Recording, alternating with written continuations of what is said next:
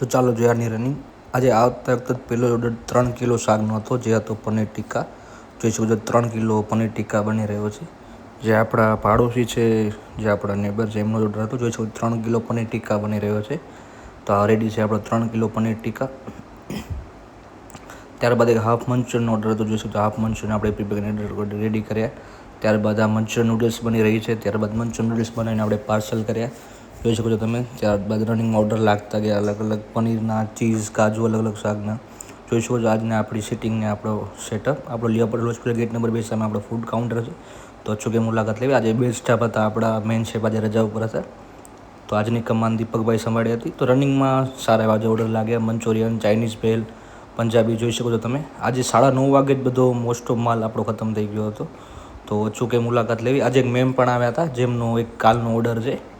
તો ઓર્ડર તમને કાલે બતાવશું. જે 2 કિલો શાક ને 40 તંદૂરી રોટલીની રીતે ઓર્ડર છે. તો રનિંગ ઓર્ડર લાગતા જાય છે. આજે સારો એવો રસ હતો. જોઈ શકો છો આપનો ઓર્ડર રેડી છે. પાર્સલ હોય છે most of.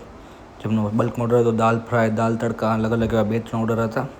1/2 kilo jeera rice હતો. જોઈ શકો જીરા રાઈસ બની રહ્યા છે અને અમનો ઓર્ડર રેડી છે. 1/2 કિલો ભાત લાગી રહ્યા છે. ત્યારબાદ એક શેઝવાન રાઈસ હતા હાફ. જોઈ શકો છો. ત્યારબાદ એક કાજુ બટર મસાલા હતો બની રહ્યો છે. ત્યારબાદ